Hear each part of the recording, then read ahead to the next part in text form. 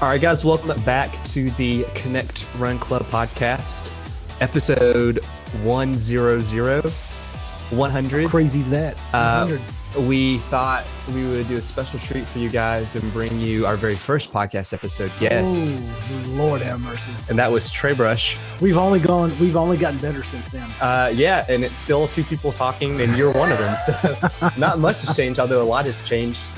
Speaking of some changes, this week you guys may notice, if you guys are listening to the replay or watching the replay on YouTube or listening to it on iTunes, the audio might be different and the video might be different. We're trying a new platform out because we really love doing these live Q&As, and some platforms have changed throughout the years. So we're trying a new one called Crowdcast. And if you guys are listening to us live, I think we've got a few folks. If you guys do questions and topics, you guys can ask a question and you can actually upvote it like Reddit. So you can make it go viral inside. And then we're going to answer those questions here at the end. In addition, there's a little chat window on the right. So you guys can talk over there. But yeah, I got one comment coming in. I was actually talking about Blab. And as of last Friday, Blab officially closed their doors. Should we play taps? They're done, They're officially over. So that was something we used to do. Some of you guys, I know Dr. B, I think is on here right now, used to hang out with us on that. But so that is one that has gone away. And it's sad to see it leave. There you go. But anyway, so we're trying something new. And so this should be a good one. So we're going to get rolling with our Q&A with Coach Trey. And with that, we're doing some special stuff today. Because it's the 100th episode. Special. There is a really good question that we've got that came in, basically why we started the Connect Run Club podcast. And so we're going to dive into that. We got some giveaways. Trey's going to talk about the Olympics. Trey's going to talk about how he could have beat Usain Bolt last night. If he would have let me start at the 80-meter mark, I may have had him.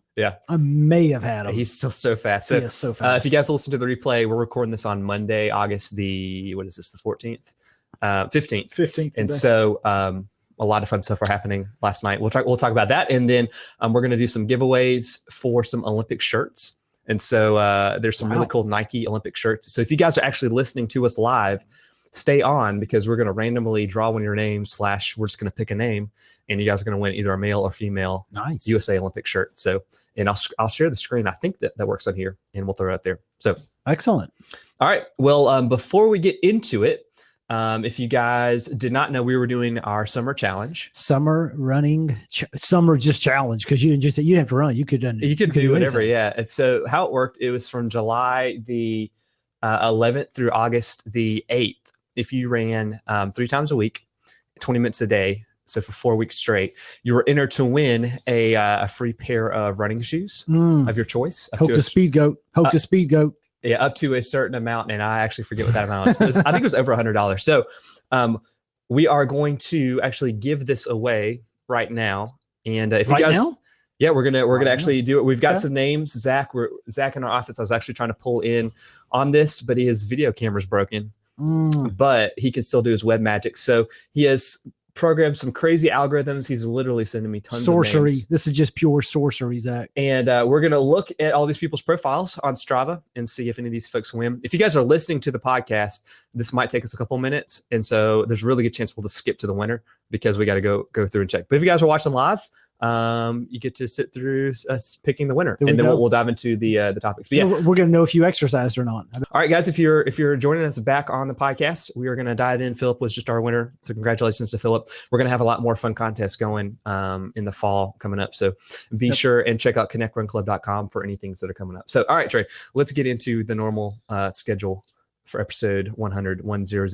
Let's do it. Very first thing, it's a little bit ironic, but I guess it works, is an Olympic year. Episode 100 happens literally in the middle of the Olympics. Yep. Track and field's going. So a lot of stuff happened over the weekend. Yep. Anything that really stuck out for you? Yeah, I would say the two things for me, and not even from a running perspective, but he has the right personality for the electric show that happens with the 100 meters is just, it's just must see TV. Yeah. And I remember back in 96, that was one of the first times that I had seen it at night, and the electricity in the air that night was amazing. And part of the neat thing about 96 was there was no clear-cut winner in 96. Nobody knew. You kind of knew last night, but still just the atmosphere for that 100-meter race, and knowing with what you just saw with the 400 meters, just seeing that world record broken minutes before Bolt went out on the track was just, the atmosphere in the stadium was just unbelievable. So I think that for me stood out, but if you were to have bet on it, would you bet on Bolt? Oh yeah. I didn't see any way he was not. Nothing proved to me, as much as I like Justin Gatlin, his times never showed me he could beat Usain Bolt. And then not only that, it just, until you knock the guy off, you're just not the favorite. And and Bolt showed in the semifinals he was probably the guy. And I couldn't see a way around it. Just couldn't see a way around it. But the marathon to me was also, if you get a chance to watch the marathon, boy, you really missed it. It was a little bit of a suffer fest because it was so hot out there. And this is the women's marathon on Sunday, it was Sunday morning, and it reached up to 80 degrees at one point in time. And it's just not marathon weather. And the United States, they had 3 women in the top 9, and but it was just the marathon's hard, and that's the reality of it. And it's not always your day, and it's hard for it to be your day. And I know of all of them, I think they were all disappointed. I think Shalane was probably the most disappointed. As she said, I didn't come here for a 6th place, but at the end of the day, you just do the best you can do. And that's, and I don't think she had regrets. I don't think any of them had regrets. I think they would have liked to have placed higher, but hey, the marathon is what it is. So, yeah. And we've got the men on next Sunday. Sunday, and it's supposed to be even hotter. Yeah, so I can't even imagine what those guys are going to have to go through in that race. Yeah. Any races this week you're looking forward to? Yeah, to me, there's a couple that stand out. I'm a big fan of Jaeger, and so he does the 3,000 meter steeplechase. Okay.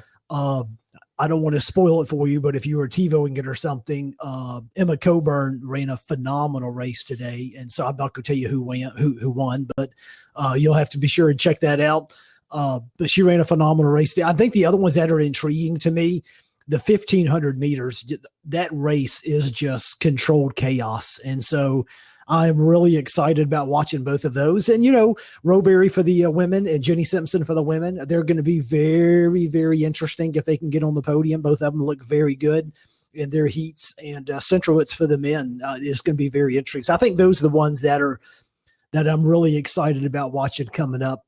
And, of course, the men's marathon should just be phenomenal next weekend. But the steeplechase, Jaeger, watch out for him. I'm anxious to see if he can get on the podium. It'll be a good one.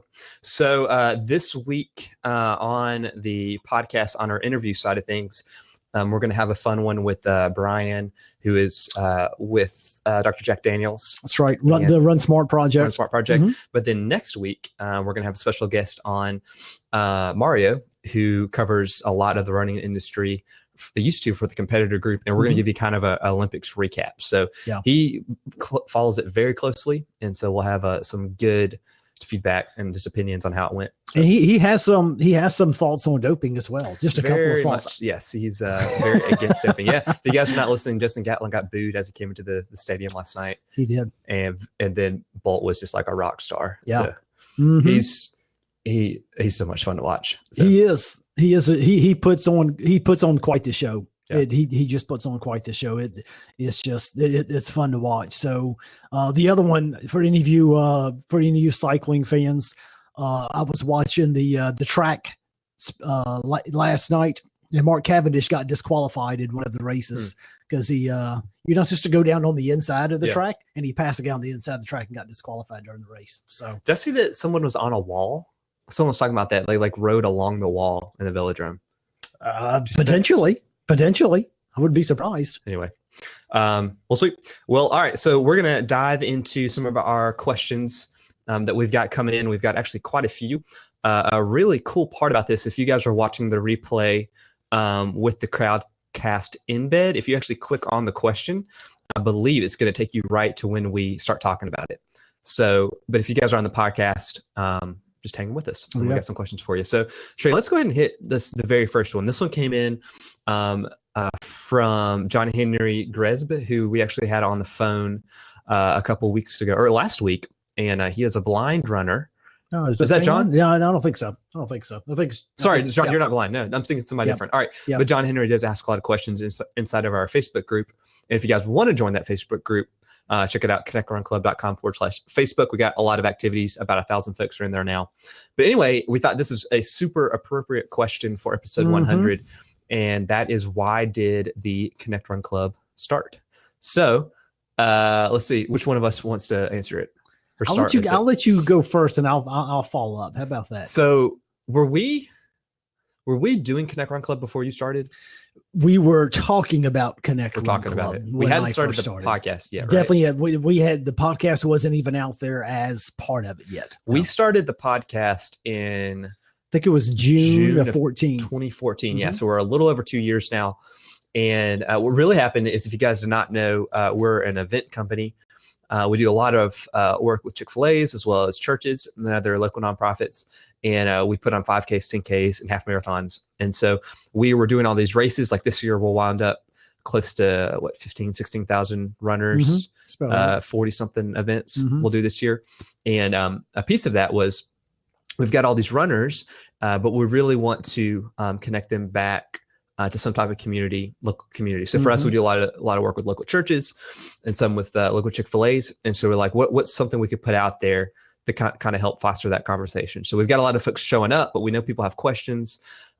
Training especially, is there some type of content we could create to help them out? And that's kind of really where Connect Run Club was formed out of. If you guys see the hashtag Run Connected, that's kind of the slogan that we have with it. So we want folks to run in community, because we know when you're running with other people, whether you actually are physically running with people or you're just connected with people through the interwebs, we know you're going to be a better runner, and you're going to create some pretty close relationships. So that was kind of how it formed. And honestly, the podcast has been, we've done a lot of different things, but the podcast has been the most consistent, I'd say, of anything we've done. So for the most part, I don't think we might have missed a week, maybe. But in 2 years, we've either done 1 or 2 episodes a week, when we went to one a week. So we used to do just one every other week. Yeah. At the end of the day, we heard from runners that runners want to run together. And so we just wanted to be there to help that essentially that's what we've tried to do. And so then from a running perspective and from a doing this podcast perspective, I mean, just me personally, I know when I first started, I had no idea what I was doing. And that's always a big motivation for me. I love to be able to help get someone from one point to the other. That excites me. I had a couple of people invest in me when I first started running, because I had no idea what I was doing. And so I love to be able to do the same thing. I love to be able to start conversation. I love to be able to encourage people and love to be a part of people's journey. So being able to do this has always been a lot of fun, just to help get people from one point to the other. Yeah, and it's been a blast doing it. And so we're excited for the future. We've got a lot of fun resources coming out to help you guys out, in addition to the races that we do. So, but yeah, this is one of our favorite parts, is when we get to actually talk with you guys. And so this has been a fun piece of that. So we're always trying new things, especially on my end. I like the new stuff. So that's the truth. This is a new thing that we're doing, these live Q&As. We actually want to get some folks on with us live. And I think right now we got about 10 folks hanging out with us. So, all right, well, that is kind of how it started. And we've got some fun announcements for you guys, not today, but in the future, of where this is going to be going. And we'll get you guys more info probably next week. You guys are going to hear a lot more information about that. So as always, kind of right now, we produce 2 episodes a week on the podcast. One goes out on Monday, but today's different because we're recording this one a little bit late. And that is our Q&A with Coach Trey. Again, you guys can ask those questions on our Facebook group. And then on Thursdays, we try to bring you an interview-based format. And those interviews are from everybody from Jeff Galloway to nutritionists to coaches to research scientists. We've had Harvard professors. We've had all kinds of folks. So anybody in the running world, we try to kind of cover a pretty broad topic. And sometimes not in the running world. Yeah, sometimes not in the. Yeah, we've had triathletes, we've had psychologists, we've had all kinds of folks. And what we really try to do is target it towards more of the everyday weekend road warrior runner. So we know some of you guys are super fast. You're qualifying for Boston, but a lot of you guys are just trying to get out there, maybe trying to set a new PR, or maybe you're just trying to run your first half marathon.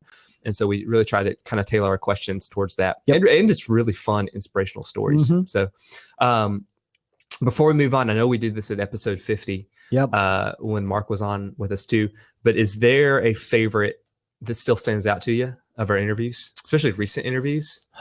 We had some really good recent ones. One that's coming out, I think maybe this week, it may have been one of my favorites, and that's with the Brian Rossetti. Yeah. However, I don't think I have ever come off the high of Dina Castor. I think she's still, you envision what someone's going to be like, and then when they're that and more, that's probably the highlight of everything that we've done, was talking with Dina. And she she related well. I remember my wife listened to the podcast, and she was like, hey, there were 2 or 3 things as a mother of 2 boys that I learned that she talked about. And it was like, I'm not fast, but I was able to take away a couple things from her. So I think a lot of our female runners were able to relate to her, but I learned just a ton from her. And man, she is just one of the absolute nicest runners we have ever had a chance to talk with. So yeah, I'm trying to find that number. That was episode 61. So if you go to if you're looking in iTunes, episode 61, that's with Dina Castor. That was, I think, our first episode this year. We recorded that in December, and that came out pretty soon after. So that was a fun one. Dina's was fun. I'm looking through the list right now. I'll tell you one that surprised me just because I didn't know existed is when we had the filmmakers of the Barkley Marathon. Oh, yeah. And that was episode, I should have these off the top of my head. I'll find it here in a minute. But it was, I had no clue that Barkley's even existed. So the crazy ultra in North Tennessee or East Tennessee through the, the Smoky Mountains.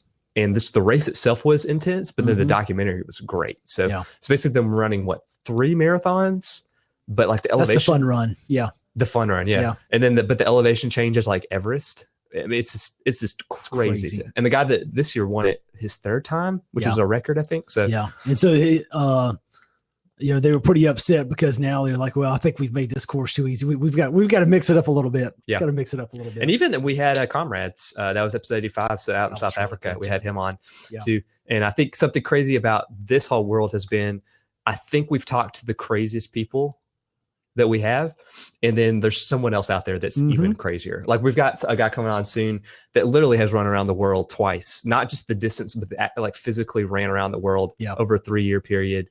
And it's like what can we not do? Like this is nuts. That's exactly right. But so we've had a lot of fun episodes, but honestly, the best part has always been interacting with you guys. So, and we love taking your questions. I like taking them and then listening to the answers because I don't know any of the answers. All right. So we are going to dive into our first actually training question. I'm just going to go by votes. So if you guys are watching this live, we're going to kind of have a cutoff on time, but we're going to kind of let this roll just because it's 100 and we do what we want to do. Another side is we used to do tips with Trey. So it was a training tip every episode. And we're going to be sending out a survey pretty soon to you guys, kind of see what formats that you guys like, because we've changed it up. So if you go on iTunes and just search for Tips with Trey, you'll see all those. And we used to do 1 question per episode. And we used to do video when we first started. Video, yeah. We're kind of doing video now, but it's different. It's just a webcam. But they're like 8 minutes long. So now we do multiple questions each episode. So if you guys are in the chat, let us know what you guys think about that, if you like it or not. All right. So I'm going to start answering this next question. This one is coming from Philippe Goncalves, I'm going to say. All right. So he says, questions for the heavy sweaters. Sweater. Not like a heavy sweater, like you sweat a lot. No. How do you separate the workout clothing and how often do you wash it? This is the first time we've ever talked about laundry. And I do the laundry in my house. So this works out perfect. I do all the laundry. My wife gets upset with me. Not upset, but she knows when I'm training for something because my laundry goes like triple. So she's like, how do you have so many clothes? So. Yeah. So Philippe, that's an excellent question. Do a couple of things because I'm with you. I don't want my nice clothes to smell like my running clothes. So it's an excellent question. And I have actually a system I use at my house. Like when I get done running, I've got a place in the bathroom where I'm able to, we've got a tub we don't use. So I actually hang my clothes to let them dry, especially in the summer. It is crazy. So I actually hang them to let them dry and I transfer them. So I don't put them in the same laundry basket that I put other clothes. And so they usually go from hanging into a basket in the laundry room. And you have to be reasonably quick and you can't let them sit long. So I usually wash my running clothes every other day. And I know that seems extreme, but it works for me because here's the thing. I have been there to where I will put on a shirt and I'll go out to run and I'm like, I haven't even begun sweating yet. And I'm like, man, I already stink. This shirt turns. It can, if you're not careful, the shirt does turn. There's no doubt. So I wash it quickly. There's one thing. The other thing, I actually was given a sample of these at the Savannah Marathon not too long ago. I think they're called Unstoppables. And I throw those in with my towels. Okay. Because I use my towels. I do the same thing with my towels. Like if I run at work, then obviously it's going to be rough by the time I get home. So I will wash the towels and all my running clothes all in the same thing. So I never mix my clothes together. I always keep my running clothes separate. So the other thing that I do is, and this is just me, I do not dry my running clothes. I hang them out to dry. It just always has worked better for me. That way I don't have any shrinkage. And actually, I've noticed that the smell is a little bit better when I let the air dry them instead. So I love to involve air in drying my clothes. Again, I just wash them and then I let them dry.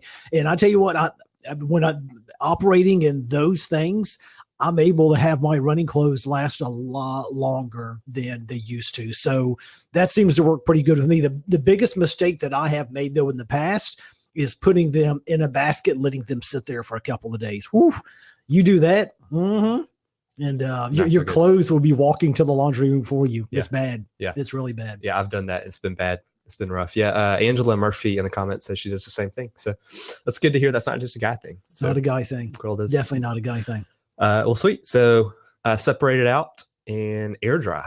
Air dry. I love to air dry. Really? Yeah, I do. Do you ever put it on a string outside? I have not. I have. We have one of those. We have one of those stands that you can use that you can hang clothes on. So I hang them there, and I hang them on those. And 24 hours later, they're usually really, really dry. And I don't know. Maybe it's just me, but I've noticed when I air dry them, they smell a lot better than when I put them in the dryer. So that's good. I don't know what that is, but. Well, sweet. All right. Well, moving right along to a next question. Our next question, again, if you guys have questions and you guys are on live with us, you should see a question and topics underneath this video somewhere down there. And you can ask your question right there, as well as we got a poll going. I'm going to check the answers right now. Trey, between road and trails, we had 6 folks say they picked the road, and 2 folks said they picked the trails. So that's interesting. I'd say that's probably about the same breakdown of road and trail races. Yeah. I mean, if you go to a trail race, it is always a lot fewer runners than a road race. That's just facts of life. Mm-hmm. All right. So next question. This one's coming in from Chelsea Tomlinson. She says, my calf muscles were very tight and stiff on Thursday. What causes this? And what should I push through it instead of resting? And she listed out overwork, dehydration, poor stretching, etc. as potential causes. Yep. So push through instead of resting. Here's the thing. I will always defer to resting. That's because to me, depending on what you have coming up, what kind of workouts you have coming up, I always love to look at my workouts in a pattern of saying, hey, what are the most important runs that I have this week? Because I'm not looking for a reason not to run, right, but I always want to categorize my runs and know, hey, if life gets in the way or if a problem arises, or in your case, if your calf muscles are feeling tight, I'm wondering what kind of workout that you did. So Chelsea, for instance, I would want to know whether you did hill work that day, a tempo work. What was it? Because it could be a lot of things of why your calves were still so tight. So in my mind, there could be quite a number. Overworking, definitely. Dehydration, you mentioned it. You said poor stretching. I would say overstretching. Overstretching can do that to your calves. A lot of recent hill work, that's another thing. Running too fast, That is another thing. I would say your increased mileage, that could be another thing. So there are a lot of different causes. That's the reason I am never afraid, especially when it comes to muscles. Muscles are generally things I like to be very, very careful with. So if I feel twinges or if I feel tightness, because the muscle is the one thing that can sit you down longer than anything else. I know before I had my back surgery this year, I was battling a hamstring thing, and I'm going to tell you, I was 8 weeks in and I saw no hope in sight, and it was so frustrating. So there's a lot of different things. When it comes to stretching for the calves, I'm very, very light. I don't like to stretch really, really heavy. Tight calves are not good, but you want to take it easy on how deep that stretch is. So I like to do a lot of dynamic stretching, a lot of leg movements, a lot of warming up. So make sure you're very, very warm before your race. So if you can, before you start running, if you could get in 10 minutes of a nice warm up, I think that'd be fantastic. Some squats, some lunges, some leg kicks, just get moving. So again, there could be a lot of different calls. I would look at your weeks and see what your mileages look like, see what your paces look like, see what your hill work look like. And by all means, that's one of those things that if you have a doubt, a rest day is never going to hurt you, never going to hurt you. And I would just prioritize what your runs are. And if you want to shuffle some of your runs around, feel free to do that. So again, never be afraid to rest though, Chelsea, I guarantee you. Well, sweet. I know we've gotten a lot of questions, especially about stretching. That seems like it's pretty common when they keep coming up. It is. Okay, so next question. This one's coming in from Deborah. She says, how often, if just doing classes in the gym, do I need when getting ready for a 5K/walking? So for those of you that are listening, very, very beginning. So you're active. Let's say you're active a little bit. So just activity is what we're looking at. Yeah. So we'll say you're not on a couch. It doesn't sound like, so you're not couched to 5K, but you've got some type of fitness, initial fitness. How long of a training plan would you give them? I would say if you're just going to walk, I would say you could be ready to walk a 5K in probably 6 to 8 weeks without a problem. I think the question is, what would your goal be? Do you want to do any running whatsoever, or is it just straight walking? Because I do believe in about 6 weeks you can walk a 5K. I'd have no qualms about that. I think the big thing you want to do is just monitor kind of how your conditioning is and how your legs are feeling, how your knees are feeling. Because here's the biggest thing I can tell you that happens. We've got a guy who works here at the office with us, and he's been walking. And when he started to increase, should I say? Yeah, you told us to say it. Adam, yeah. Adam's been walking, and he was noticing some aches and pains he's not used to experiencing. And it's because he was walking in shoes he probably shouldn't be walking in. So he went and bought some new shoes.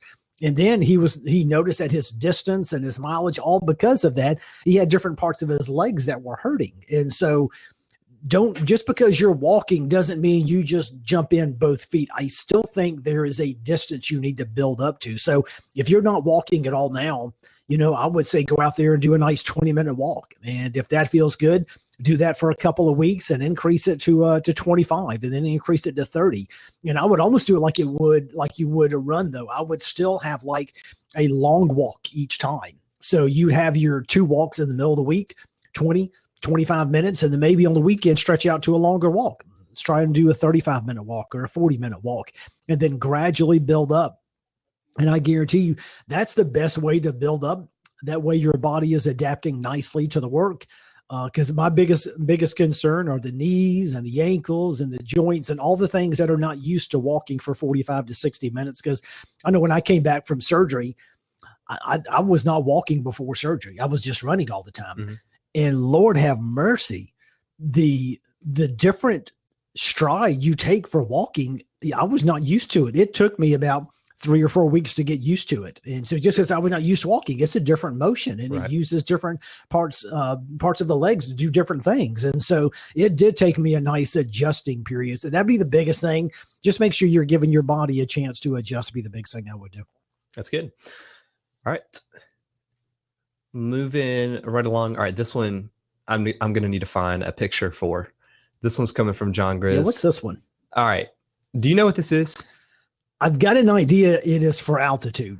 Am I off on that? Yeah. All right. So let me pull up over a keyboard. So the question is thoughts on using a training mask. First off, if anybody's listening right now live with us, so let us know your thoughts in the comments. But they're elevation training masks. And yeah, I think they basically are made to simulate running at altitude. Elevation. Okay, altitude. yeah. You look pretty intense when you do it. You look like what was that villain in the last Batman movie? Yeah, what's Bane. that guy? Bane. Yeah. There you go. You look it's like a Bane mask. mask. Yeah. There So you let go. me Bane. Bane. There you go. Let me throw this up so you guys can see it. And what we're talking about. All right. So that guy right there. Can you see my mouse? Yeah, you can. Sweet. So Trey. Yeah. First off, have you ever used this? I have never used that. Okay. So throwing that out the window, talk about elevation training. So training at altitude. Have you ever trained at altitude, read stuff on altitude? How does that help you? Yeah. So here's the thing. Years ago, I was supposed to run the Leadville 100, which of course is at altitude. Well, I ended up getting in the New York City Marathon with a qualification entry. So I ended up not doing the Leadville, but I did train for a while because I thought I was going to go. And I'd kind of dug into the same thing. And I kind of said, hey, what are the biggest things I got to worry about? So I talked to a guy who has run Leadville several times and actually won Leadman before. And so the biggest thing that he told me, which was the funniest advice I think I ever got, was he said, don't worry about it. Can you believe that? He was like, don't worry about it. He's like, because if you're not running at altitude, there's not much you can do about it. Yeah. He's like, I'm going to give you some suggestions and recommendations. He's like, and you may want to look this up. He actually recommended a tent. There was a tent you can put around your bed. What? Yes. It's like a elevation tent. I think it's called like a hypoxia tent or something like that. I'm trying to remember, but he said all you have to do is sleep in it and it helps you. Now I never bought it, but so while you're looking that up, I don't remember exactly, but it's a tent that would fit around your bed, an altitude tent. I don't know exactly. Yeah, that's it. An altitude tent. That's it. Yeah. We'll pull this up. Would you use an altitude tent? Well, I thought about it. I actually did think about it. I was like, well, I would love to come into your office and you have this. All right, we're going to throw this up. Working in a tent. When we share the screen, I apologize. This is kind of set up for those of you guys who are watching. This is set up to have our face kind of right here in the middle. And when I share the screen, it looks like we kind of go off to the sides. So, but you guys need to see this. So it's like you got like a little like air regulator. Yeah. I guess it like sucks out the oxygen or something. Mm-hmm. It just helps your body adjust. No, it helps your body adjust, and that way you can just do it at night. You don't have to worry about training in it. But Alberto Salazar says it's proven that altitude training directly impacts an athlete's performance level. There you go. See, you know what also helps? What's that? Drugs. That's what he has also. Well, there's that. All right, so this is the way you can not get in trouble with doping. No, that's cool. So, and then the other things that I was recommending is that if you're not going to buy the tent, a couple things that are helpful. Running in heat is very good for altitude training. That's horrible. So if you can run in heat, that's good for you. Yeah. The other things that are very obvious, instead of just doing hill training, intense hill training. So short burst. I'm talking 45 to 60 seconds, but I don't mean loud, leisurely going up the hill. I'm talking hard hill running. And then any VO2 max work is going to be fantastic as well. But it's certainly possible. And then the end of the day, you never know how your body's going to react. And I've heard different people react in different ways. Some people go up there and it's no big deal. I mean, everyone's going to be impacted. But the question is, how bad are you going to be impacted? And honestly, a lot of that, you don't know till you get up there. And that's where the guy told me. He was like, Trey, don't worry about something you can't change. Only worry about the things you can change, and how your body's going to react. You can't change. So just train how you would train. That's good. Sweet. So training masks. There you go. All right. We've got time for probably maybe two more questions. Okay. So if you guys have those, make sure and ask them in. We're going to answer one right now. Let's go. This one came from the Facebook group. All right. So this came from Kim Porter, Lucian. Okay. She asked, any idea why my head hurts after a long run? It's a good question, Kim. It's very common. I get it on an occasion, and there could be numerous answers to this, not just one, but it's very common. I would imagine if you go do a little bit of digging, you'll also find that A lot of doctors have no clue why, but there also are some common symptoms. I'm going to start with some very, very common ones. So one of them, I'd be curious as to what time of the day you're running. Just something very simple that I've started to do. My eyes are very, very sensitive, and I have to run with sunglasses. If I don't, I used to get real bad headaches because of my squinting. So make sure you're wearing a running cap, or make sure you're wearing some sunglasses. The other I would caution you about is, where does your tension lie when you run? Make sure you're loose when you run. If you watch a lot of these athletes, they're very, very bouncy. They're very, very loose. So try not to wear any tension on your shoulders and tension in your neck. It's easy. It's easy if you're not careful to run tense. The other things that certainly could do, electrolyte imbalance could be one. Making sure your nutrition strategy is good. Making sure you're not underhydrated on these runs. So, it's very, very common to get these. If this persists, I would caution you and say, hey, you may want to consult your physician just kind of get clearance. I'd be a little concerned if it was happening all the time. But anyway, just a couple of things, could be a lot of things. So, but yeah. I would fix the ones that can conquer it, which is the hydration, which is the electrolytes, which is your nutrition, the stress, the sunglasses. So fix the ones that you can fix. That's good. Yeah. So this question was on our Facebook group, and a good part about the group is you get lots of comments. So we had actually a lot of activity going on with this. And Gregory Byerline, who might be on with us right now, had mentioned that it might be stress related. Mm-hmm. And she came back and said she stays pretty tense in her shoulders, even when not running. Yes. So the idea that she might be carrying distress in her body, that's kind of translating up. So there you go. So relax could be a big piece of that. So, and I'll say this, and if you ever, I do a lot of spin classes, and they tell you, hey, be very careful about how you're holding your handlebars, how your arms are situated, because you can get really tense in those moments. So the same thing with running. If you're not relaxed, you will get done. Your back will hurt, your shoulders will hurt, your neck will hurt, your head will hurt. So trust me. In fact, what you're going to hear on the podcast this week is one of my favorite things. Don't concentrate on going faster. Concentrate on going the speed you're going at a more relaxed ability. So relax. So instead of you're at the track, instead of doing 1 minute and 45 seconds, instead of doing 1 minute and 40, no, do 1 minute and 45 and stay relaxed. And see how easy you can make that 145 seem. So I think the same thing when you're running. Don't get tense. That's biggest thing. All right, so we've got one more question that we're going to answer. And before we get that, we're doing a fun giveaway, and I'm going to share the screen one more time for us. Again, if you guys are listening to on the podcast, this will not be relevant to you, but we got one more question here at the end, so stick around. But if you guys are listening on the podcast, make sure and check these out when we go live, because we do some giveaways every now and then. All right, so we're going to give away a Olympic shirt because it is the Olympics. We're going to have a women's or men's version. So here's, I guess, the men's. Yeah, the men's. So black, charcoal, red. You might have seen these going around. And there's a gold version of this for the women, as well as a same one. So pretty cool. I think they're dry fit. They're Nike. They're nice. Or if there's something else comparable you guys like. So we're going to be giving away one of these shirts to you guys. And we're going to use the chat. So if you guys are watching. All right. So last night we had the 100-meter dash. And what I want to know is, what is the 100-meter world record? Who said it and when did they set it? The first person in the chat to drop that in, who said it and where they said it, you got to put it in there too, will win the shirt. So do that quick. We got some of this coming in quick. And all right, while we got folks coming in, and I'm going to fact check it to double check. Ooh, I think we've got a winner. I think I see a winner right there. You see a winner? I think I do. Actually, I don't know when I think it was the last one that was. I think because it was not in the Olympics, believe it or not. I think it was the World Championships in 2009. I think that is accurate. All right, I'm going to fact check, and so we think we might have a winner. So keep putting them in if you haven't Googled fast enough.